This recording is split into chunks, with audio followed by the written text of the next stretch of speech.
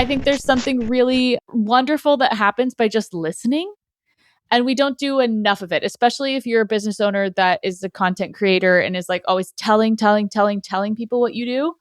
You get such great data just by asking questions and staying curious about people. And I think that served me well. That's why this podcast exists. It exists because I started as an Instagram live show because I wanted to talk to designers that I thought were more talented than I was. And I was like, I want to learn from you in a way that benefits you. And so instead of just like picking your brain for 15 minutes for coffee, could I interview you? And so it became this opportunity for me to just ask the questions I always wanted to ask and stay curious. And then they got clips out of it in return. Cool. And then that has then evolved to the show. But the connections I've made from the podcast have been incredible in aiding my business, because if anything, it's an opportunity for me to talk to people about subjects that I'm curious about that they are experts in.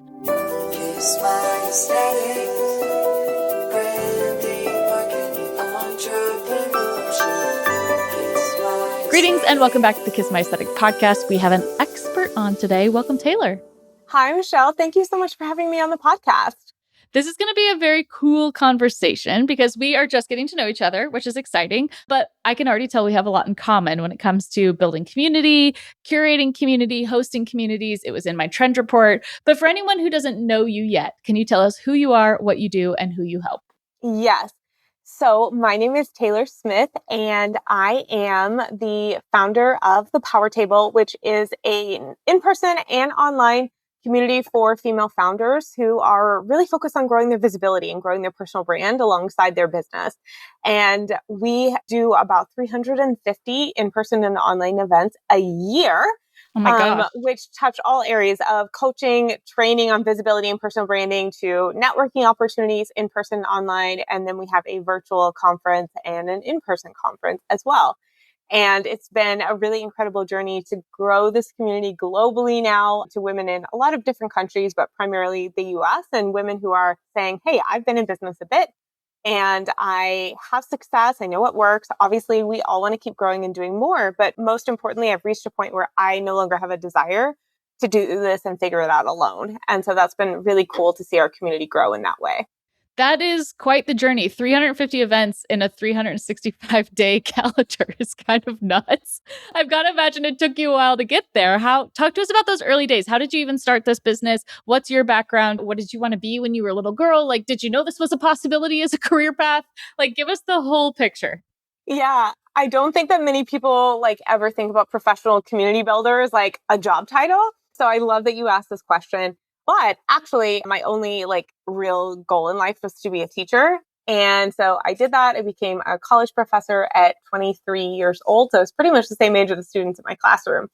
And in that, I also had a decades-long career in academia in professionally studying communities. So that literally is my academic and professional background. I have a BA and MA in anthropology, and I studied how women actually find success through community building. And for a long time, I didn't think that actually had anything to do with the businesses I later started. And then we've kind of come full circle where I'm like, oh, this is very much all connected.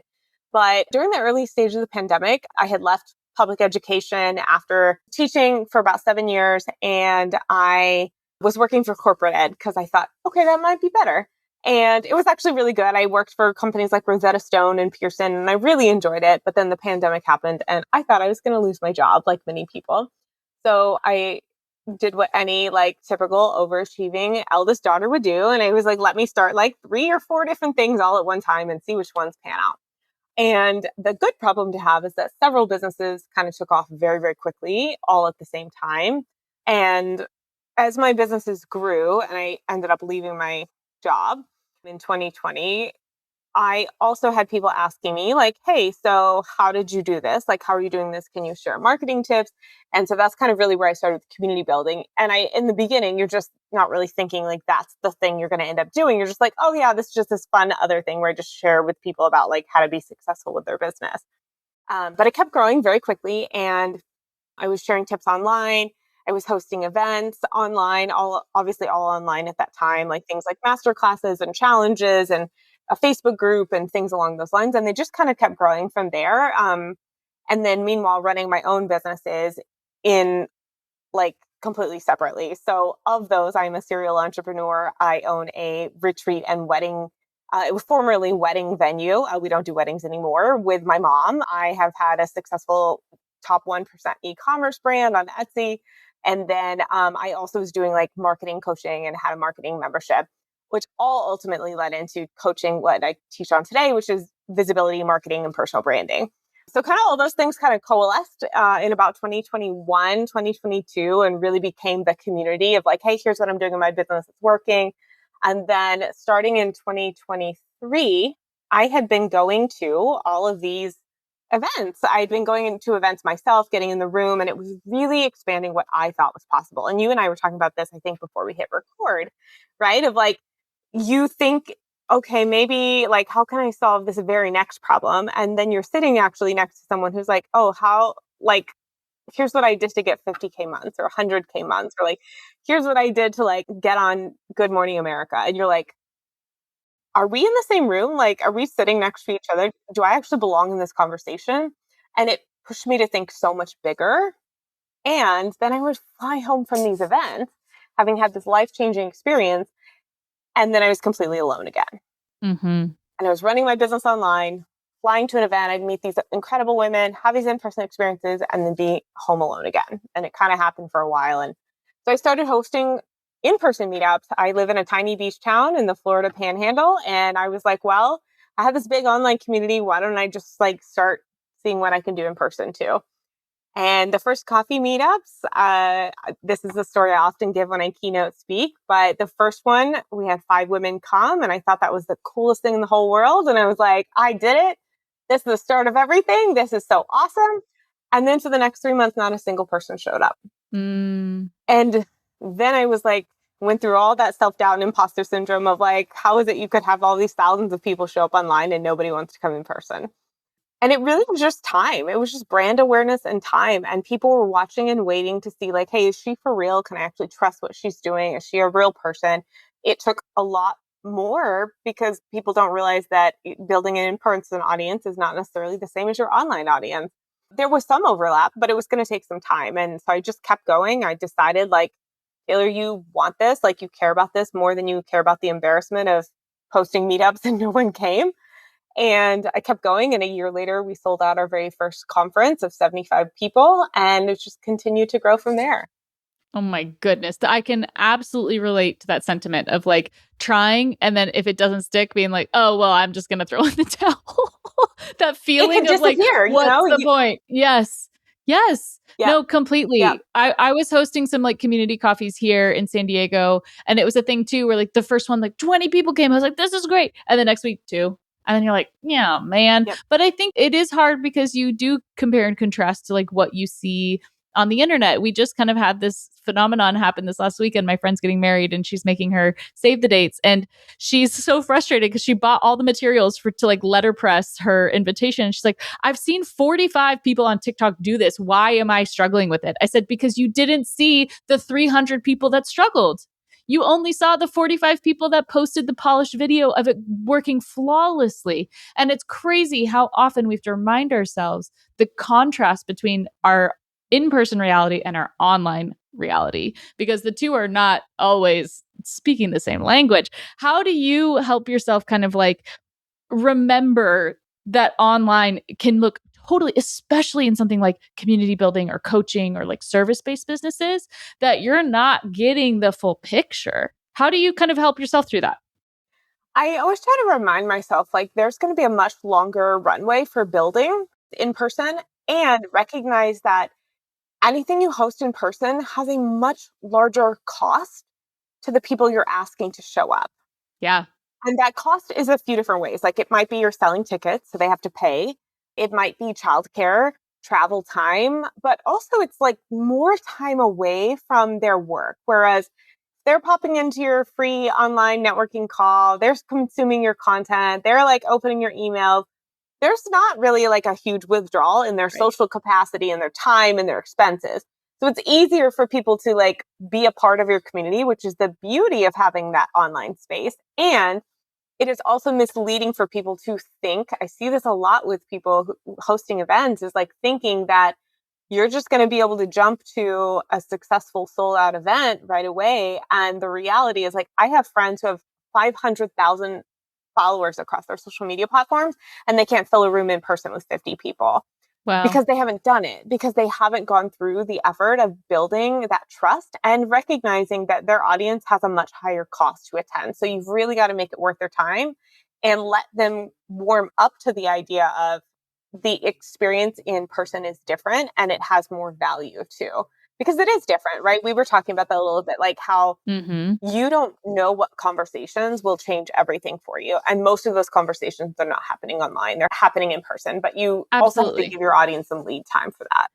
Absolutely. And I think this is a skill that women do particularly well. I want to circle back to kind of like your education and your studies, because I think so often, like, more feminine skills are perceived to be things that are just inherent. And on the one hand, I do believe like women, we do have like a biological advantage in building community. But on the other hand, like, this is a skill that takes time and practice, right? This takes effort. This takes learning and listening and seeing your people and giving people what they want.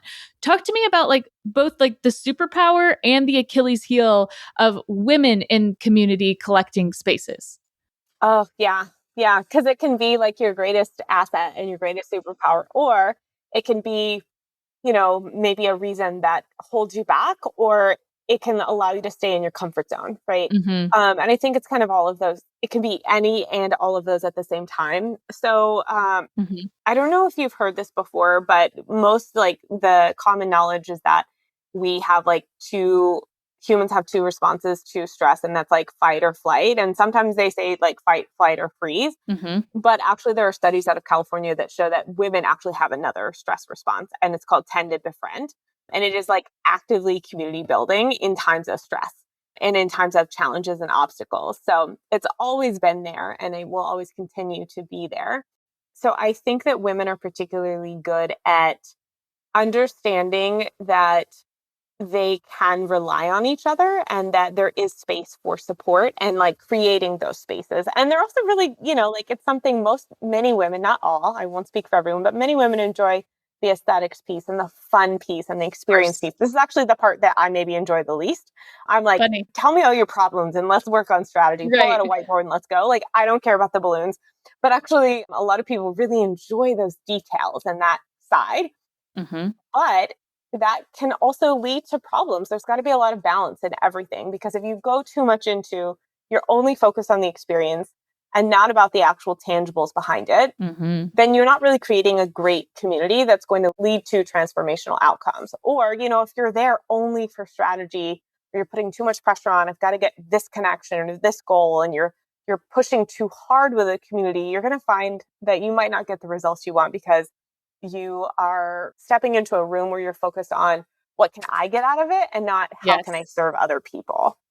Yes. Oh my gosh. And it's such a like Goldilocks and the Three Bears kind of phenomenon. Like, I've noticed this in San Diego. So I grew up here. I went to college here, and then I traveled a lot, kind of kept going and coming back and going and coming back. And now I'm kind of settled again, but I'm still struggling to find an in-person community that's not babes, bubbles, brunch, and Yeah. All the or bees, right? or like BNI, like Business Network International, that like you have to Yep. pay to be there, and you can only pass referrals within our own network. And it's so rigid and it's so corporate and so predatory on like, you must do business with only the people in these rooms. And I'm just like, that doesn't make any sense either. So it is kind of that you kind of have to try all the flavors and figure out what works for you. And I'm really lucky and really grateful to social media for like pulling me really, really cool people. Like, and the podcast as well. Like, I've been able to connect with really incredible like clients and partners and all of these things. But you like lack that. How do you like describe that, like, je ne sais quoi, like that feeling of being in person with people, you're like, these are my people? Like, how do you describe that to someone who's maybe scared or nervous, or like hasn't found their group yet? They keep trying and they're just like, not quite, not quite. How do you bottle that up? Oh, it's so hard. I'll just say, like, because it is, what is suited to one person is not going to be exactly what the other person is doing. For example, like, I don't have kids.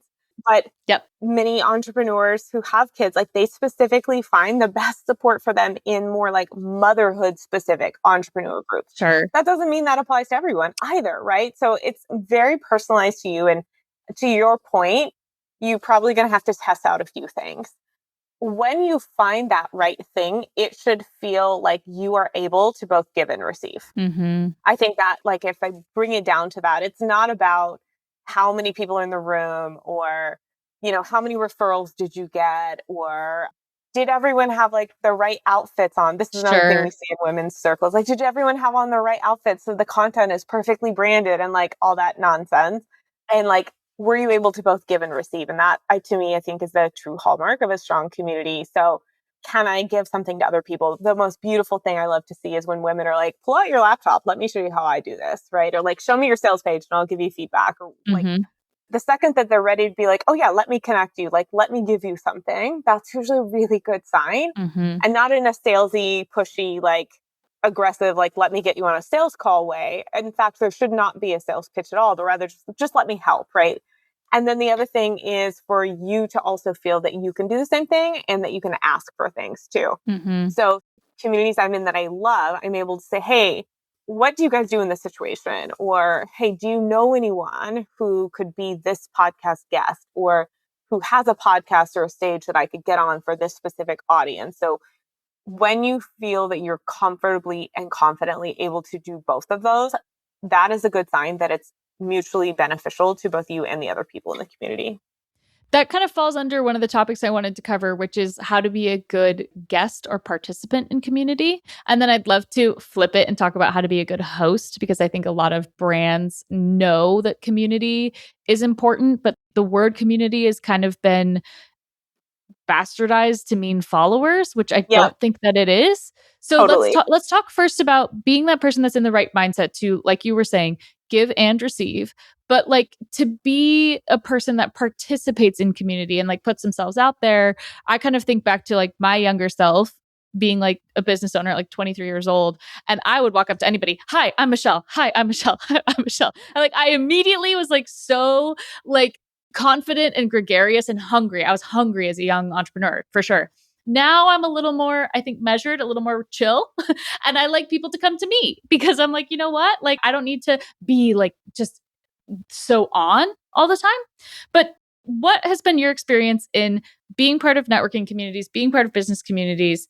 Maybe like things you tell your younger self or things that you see where it's like a good approach. This is like a really well done approach of like entering in this space the first time. That's such a great question. I love your story of saying like you would go out and just approach anybody, right? Because I think many of us could probably actually use a little more of that. So kudos to you. Sure. That would actually be a strategy, I would say, is, approach people you don't know. And I know that's the hardest thing in the world, but it does so many things for you. It puts in the reps, it builds up your confidence, it gets you new connections. Like, you're not staying with the same people and same conversations. Like, it checks a lot of boxes. Mm-hmm. So if you're someone listening to this and that sounded terrifying, I just want to encourage you, like, try it. Just push yourself a little. Can I just approach one new person at the next event, a networking event that I'm going to go to? But in general, my advice for how to be a great person in a community and like how to get results from it. So like Mm-hmm. how to authentically pour into people, but how to also make sure it makes sense for you too. I always try to have a goal. So a lot of people just show up to networking events expecting they're going to magically meet clients. That's such a huge mistake for any type of community. And I never go into it with the mindset of like closing sales or closing clients. I feel like you should never be going into an event where the goal is to build relationships and expect that or like seek it out. And Sure. instead, my goals are typically something like I want to, connect with 3 new people that I haven't before. So you can put a number on it if that feels good for you to you for like tangibles. Or this is a new bubble, like a new industry or new circle that I haven't ever been a part of. Mm-hmm. Or maybe you're intentionally seeking out community by the level of advancement, right? Maybe people are more advanced than you, or they're less advanced. And so you're wanting to really show up as more of a mentor. And I think like getting good results out of showing up in a community, whether that's a networking event or a retreat or a conference, anything like that, the best thing you can do is do a little bit of research in advance, but then also have a goal for what you want to get out of it. And sometimes it's just friends, right? Sometimes it's just Yeah. fun. Sometimes it's, I just want to go to this thing and learn, like hear this panel and like listen and absorb. There's nothing wrong with that. But if you don't have a clear goal, you will often, I find, walk out with a sense of disappointment or emptiness. Like, did I waste my time? But that's because you didn't actually have a plan for how to intentionally fill that time. And maybe you have something else that you might add to that, Michelle. I'm curious, kind of like your perspective too. Like, Yeah. how else do you make sure that you feel like you got the most out of it?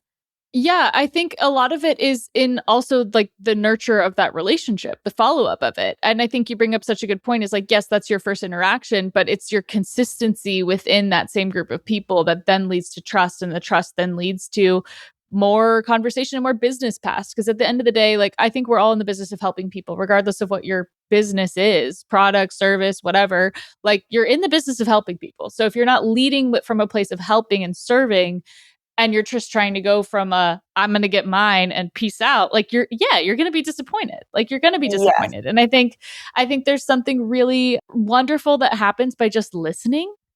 And we don't do enough of it, especially if you're a business owner that is a content creator and is like always telling people what you do. You get such great data just by asking questions and staying curious about people. And I think that served me well. That's why this podcast exists. It exists because I started as an Instagram live show because I wanted to talk to designers that I thought were more talented than I was. And I was like, I want to learn from you in a way that benefits you. And so instead of just like picking your brain for 15 minutes for coffee, could I interview you? And so it became this opportunity for me to just ask the questions I always wanted to ask and stay curious.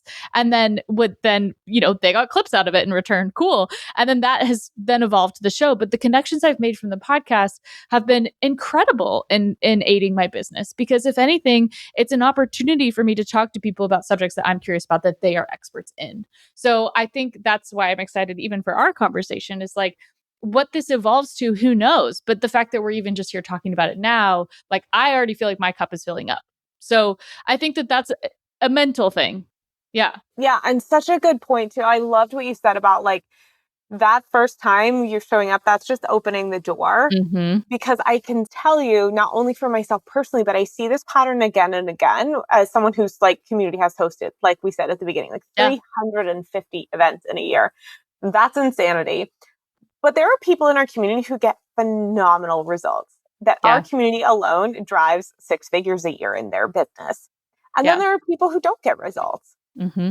And a big part of that comes down to how they show up, but more importantly, the consistency and frequency of how they show up. Mm-hmm. It doesn't mean they make every event. And in fact, maybe they only come once a month to something, but they are consistent in being there and they are following up. So something else we teach is like virtual coffee chats, like Mm-hmm. connect with a few people. It doesn't have to be a huge amount, but like connect with a couple of people, have a 15-minute coffee chat, like you're saying, or any other form of connection you want to Mm-hmm. do. Mm-hmm. Maybe it's just voice notes. Maybe it's interviewing them on your podcast, especially if it's clients, potential clients, like 15-minute coffee chats, phenomenal for driving sales for Love. that Yep. within 2 weeks. And then you need to keep going with those relationships, right? So like commenting on their stuff, forward them an email, send them a resource, like invite them to another event that you're hosting or someone else is hosting that you know based on what they've shared with you would be really beneficial to them. And Right. this will make all the difference. And I've seen it time and time again. It's like the people who view relationship building as their most valuable marketing strategy in their business are the ones who ultimately have a lot of success through community building and like being a part of communities. I just talked about this with a client of ours. She built this brand called Studio Tigre, and it's like a coffee universe. She's owned a coffee shop for 12 years. She loved the coffee shop, and it's not that it wasn't doing well, but she's like, I want something else. Like, I want something deeper than this. And so she created this space that's going to be an event space, an education space, a community space, but also she hosts trips to different coffee regions, and she does roasting and consulting and all these things. So, like, our challenge for the brand was like, how do we pull this all under one umbrella? And what we just talked about on the podcast was like, I said, like, Mo, people are already bought into you. Like they like you enough and they know you enough because they know what you stand for. They know who you are. They know that you're helpful, that you have this just like fiery passion, like wrapped up in this like bubbly, cute package that's just like infectious. So whatever you offer, if you've kept those relationships alive, regardless of the way the economy goes or business evolves or AI or all these things, again, if you're coming from a place of serving and helping people, people will opt into that. And the community that you've built will remain because of who you are. And I think that gets very lost in business. I want to pick your brain about the like community versus followers and how the idea of following someone is like you think that you're part of their community when I think in reality it's why we're all kind of turned off by influencers. But what are your recent thoughts on that? Because that was very much the premise of the trend report is like influencers have been telling us where to eat, where to shop, what to do, where to vacation for so long. And people are kind of like, over it. What do you think about that? Yeah, I think people throw this word community around far too casually, and they are like using it in place of audience and followers. People Yes. don't like to be called a follower, and they don't like to be called an audience member. They want to be, they Uh-huh. genuinely want to feel like they're part of a community. So then people are like, oh yeah, my community.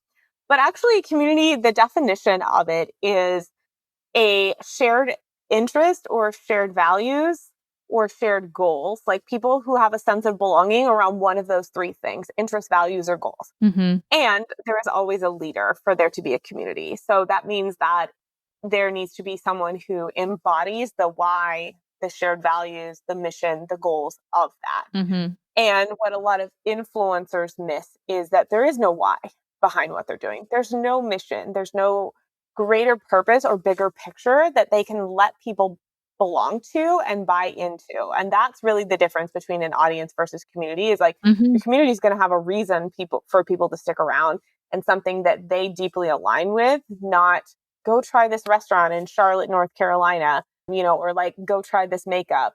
There's no why behind that. So that's really going to be the big difference and why we are going to see community leaders as the new quote unquote influencers. In fact, like Vulture did a big piece on this recently. Like everybody's talking about this. Even large corporations that used to be putting influencers, like putting their dollars towards influencers, are now putting their brand and partnership dollars towards community leaders. I can even confidently say that's the case with us too, as well. We just signed for a full another year. I'm very excited and grateful to share with Adobe Acrobat as like a major corporate Nice. partner with our community because they recognize that it actually benefits them as much as, the community itself to be a part of these Absolutely. groups with this kind of shared value component, I would say. Mm-hmm. Mm-hmm. Let's shift gears to the host side of things because I think maybe people listening to this podcast have been in business a while or they consult with businesses where they're helping them with their marketing strategy and they're probably noticing this shift already. Let's talk about what it looks like to be a good host of a community that is from a leadership perspective. I'm a big fan of like Simon Sinek, like I think it's Simon Sinek. That's Leaders Eat Last. Are you familiar with this book? If I'm I quoting the wrong don't. author, I we'll know fix it in the Simon show Sinek has notes. to start with why. That's right. But there's another book called Leaders Eat Last, and it's lovely. And it's about the idea that like everyone else, you serve everyone else first, and a true leader stands at the back of the line, like because you're uplifting. You want everyone else to get theirs first, and that's kind of always been part of my mentality. But to your definition of community, community requires a leader.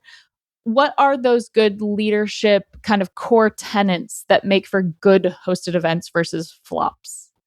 Yeah, I mean, I've seen a lot of flops. Yeah. um, as our business and event has grown, we've inspired a lot of great event hosts. And there's also been people who are like copycatting and they're not doing it in a very successful way because they're missing like the leadership component Sure. and having that clear why that we talked about. So some things that I think really make a successful event that are directly related to who you are as a leader is really prioritizing that systems and operations piece. Nobody really wants to hear that. That's not a very sexy topic. But the reality is that there's a reason that my event is so successful and that other people, it's so extremely successful. And that's because we spend hundreds of hours on planning and operations. Mm-hmm. Now, has it grown year over year? Like we're starting small and growing. But even if you have a small event or you're just starting to host your own branded events or community events, like putting the time and effort into structure enhances your attendee experience more than it just makes you organized. Like what you're actually doing is you're actually serving your people well if you as a leader recognize I have to have a plan that executes flawlessly. Mm-hmm. Sometimes things happen outside of your control, but events, especially in person, there's so much sacrifice from your attendees to be there. And you have the capacity to deliver a life-changing transformation and an incredible ROI. But with that also comes the responsibility of they've paid money and they've taken time away from some other area of their life. They've made a sacrifice to be there. So it is your responsibility and your job as a leader to actually execute that seamlessly for them. Like they shouldn't be waiting. Emails have to go out. Like Mm-hmm. things that we might fudge a little bit in other areas of our business, like, oh, it's okay if my marketing email went out a week late, or Sure. it's okay if I didn't update the graphics on my Facebook page or LinkedIn. Mm-hmm. That's not acceptable for in-person events, in my opinion. And a good leader Mm-hmm. recognize the execution of that systems and ops piece. The other one that I will say is making sure that the attendees have an experience and the transformation that they want to have, whether or not they ever buy from you again. So a big mistake that I see is people want to host events as simply another way to generate cash and Yes. they just want to plug an event into their funnel. Mm-hmm. And that really to me goes against the idea of being a good community builder and good leader, Mm-hmm. because your event can make you money. It can be profitable, but it needs to have its own living, breathing community around it. People need to have a great outcome and experience and substantially leave better or more equipped for the future than they were before, whether they ever buy the thing that you sell on stage. And that's really what I try to do with our events, is make sure like they already paid to be in the room. That should be substantial enough. Many of them will go on to continue to work with me in the future, but making sure that there's a clear defined outcome for that event and you are Right. not just in it to sell tickets or to sell people into your next container or your next offer, and to make sure that, you're not so focused on the aesthetics and the pretty side, that there's a clear defined outcome and experience. And it's your responsibility as a leader to put that experience ahead of your own desires for things like sales or content. Absolutely. And it's a lot of freaking work. Like I've seen people put on conferences, I've seen sports events. We worked with San Diego Open for a long time. Like there's so much work in planning. Galavan Society is another client of ours that does like curated trips around the world. Like there's so much work that goes into all of that, that it really does. It's the work that's unseen that makes it the most enjoyable for everyone, right? It's the admin, it's the Yes, ops, it's perfect. the That's a beautiful way to organization. describe it. It's like, but that's hospitality in a nutshell, right? Like, think about every best experience you've ever had at like a hotel or on a trip. It's like when everything was taken care of and you felt seen and heard and valued because the person thought, oh, this person is getting in at this time. I'm going to make sure that they have ice in their ice bucket because it's hot outside. It's like those little touches that like really you're like, okay, yes, like, wow, I've noticed. To 10x the effort, but also probably 10x the impact. Retreats. Let's talk about retreats. Let's talk about in-person, multi-day, like transformational opportunities, and what your advice is for people who are like, man, I want to go on one. Where do I even start? Or I want to host one. Where do I even start? I mean, even if you've got resources on your side, what do you love about retreats and what do you hate about retreats? So I run typically 2 retreats a year that are like a 4-day weekend, in addition to all the other types of events that we do. And it's actually my favorite part. A lot of people think it's the Nice. conference. They think, oh, like the big flashy conference. That's wonderful. And like, it's also something I very much look forward to. But those like 10, 15 people for a weekend is to me the most transformative and special thing that we do. And the reason that I love it is because when you get women in that room, they have already made the mental commitment to set everything else aside and just be present. Mm-hmm. And then that allows you to facilitate and deliver and teach in a way that you really don't get online and you really don't get in these other big events or even smaller networking events. Like the experience is very special. And typically when someone's coming on a retreat, they're saying like, I've decided to prioritize me this year. Mm-hmm. I've decided to put, my goals at the forefront. And that's so beautiful and powerful. And like, I always feel so grateful and so honored when someone comes to one of our retreats, because I recognize that's the decision that they made. They said, hey, I'm ready to put myself out there. I'm ready to do something bigger. I know that I'm meant for more. Like your example with your coffeepreneurs that, she was like, okay, like I'm ready for more. Yeah. Like I want something more satisfying out of my life and business. And I think retreats kind of hit that sweet spot Yeah. in a way that other types of events cannot. What I don't always love about retreats is when they're multi-day, it's very hard to keep people on schedule and also all on the same pace at the same time, Mm-hmm. which is true of a lot of different types Of of course. events. But what I found is it is very tempting as the host to want to like jam pack in as many things as possible or have like a highly structured day where you're doing like 7 different things. And the reality is that when you get 10 to 15 plus people on that retreat, they're not all going to be on time. So then, it's a little bit of like hurting people to where they're supposed to go. So those are maybe like a fun, like love and hate because I'm a very on time person. So it like when So are someone you is a Virgo or a Capricorn or I did I hit think any of your when's Virgo. your birthday? My birthday is Virgo. August 24th, so I think it's That sounds Virgo. Virgo-y to me. Yeah, yeah. It I stresses love me that. out when other people are late or like, Yep. yeah, yeah. I just like will start pacing, Yeah, yeah, yeah, yeah, yeah. and I've Yeah. learned to deal with it. But I will say that's kind of Amazing. the downside for retreats for me. But then on the flip side, what are some of the transformations you've seen? Like, does something stick out in your mind as someone that came on one of your retreats and how they felt leaving? I just was at seminars for one of our clients, dental hygiene seminars, and there are a bunch of students who are studying for their dental hygiene board review, their test. So they come for this study weekend. It's 4 days, welcome party, 3 days of study, and then you leave.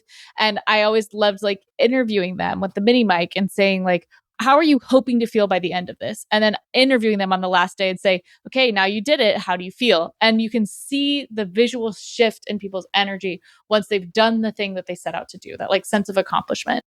Does a story stick out in your mind to kind of close us out as someone who's come on your retreat and the impact that they've had just even being there for the few days in a row?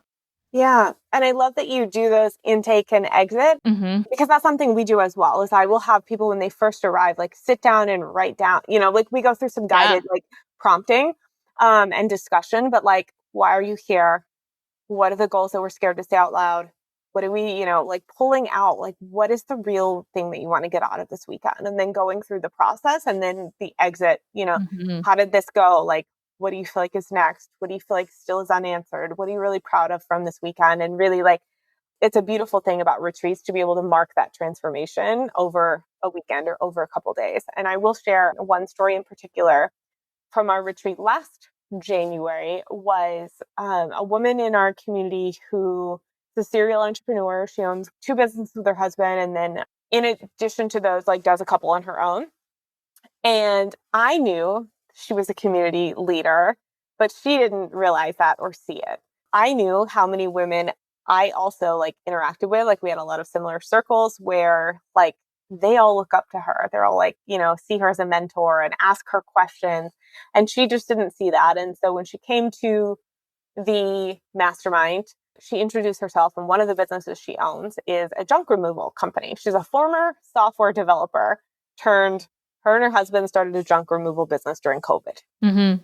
And then that led them to purchasing homes, wholesaling, flipping, real estate investing. Now Nice. she also has a fintech app where she shows other small business owners in like the like kind of services like industry learn how to cash flow. But she comes to our Okay. mastermind and she says, "Hey, I'm Sabrina and I just carry out your junk." And that was her intro, was I like, love "I get that. rid of your junk."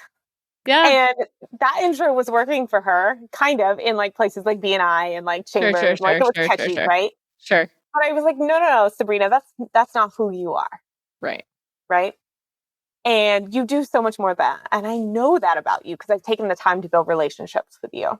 And I know that that's not who you are. You're a leader. And you could tell in her body, like it was kind of physically uncomfortable to hear someone else tell her that. Mm-hmm. And then throughout our weekend, we're, masterminding and working on personal branding and visibility and goals. And we have a breathwork facilitator we bring in. And by the end of the weekend, you could tell there was a lot of physical shift. And she was just kind of like, hey, I got to go home and process this. And I felt like, okay, I think some really good things happen, but I also don't want to kind of push her Mm-hmm. too much on this. Like, there's a lot to take in. And then she goes home and within a week has sourced and hired VAs to get her out of some of the operations of her business. Her fintech app is launched in 3 months. She has finally prioritized her own social media and personal branding on social. She has also started her own like women's only community for like women in like African American communities in the rural southeastern US called Ambition and Grace. She is now also the president of one of the local like Women's Council of Realtors here. Love. And speaking and all of these things. And I saw her recently at an event in December. So it's been a whole year and all these things are happening. And she's not really even talked or plugged in that much to our community. We only see her occasionally, right? Sure. Because I know she's not working. And I see her recently at this event where she was nominated to be the president of the Real Estate Council. And she had invited me. I go and she says, hey, I want to go introduce you to my sister. My sister's in town from Atlanta. And so I go over there and she introduced me to her sister. And she's like, hey, so this is Taylor. This is the one who changed everything for me. Like, she fixed my mindset. She changed everything. Oh, and it, like, how cool is that? I could have just like bawled my eyes out in the moment because I was so caught off guard by it, but also recognizing that without creating that space for someone and that group of people who genuinely wanted to support her and see her win. And like, wanted to see her win. Yeah. And then she had the skills and support she needed for the transformation. To do it. Oh, I love it. I love everything about it. Oh my gosh. What a good feel-good story to close us out. Would you please tell everyone where they can find you, follow you, join one of your events, maybe come join a retreat? Because I feel like after hearing all of that, people are going to be very, very interested in what you've got going on. Yeah. Well, first of all, thank you so much for having me on this podcast, Michelle. Oh my gosh, it's been my such pleasure. an amazing conversation.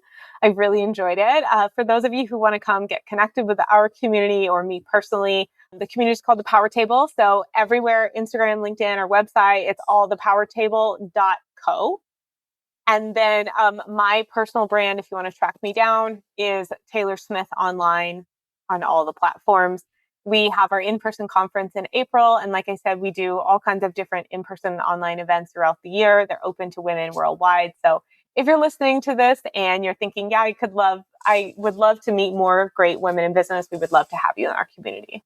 Oh my goodness. Thank you so much, guys. If you loved today's episode, don't forget to send it to a friend, save it, share it, leave a comment, find us on social. Our DMs are open to you. We would love to hear what you thought about everything that we had to share. I have a feeling this isn't going to be the last time that we chat. Probably not. I don't think so. Probably not. I think we have more things to say after we hit record. But thank you so much, Taylor, and we'll catch you on the next time on the pod, guys. See ya. Bye.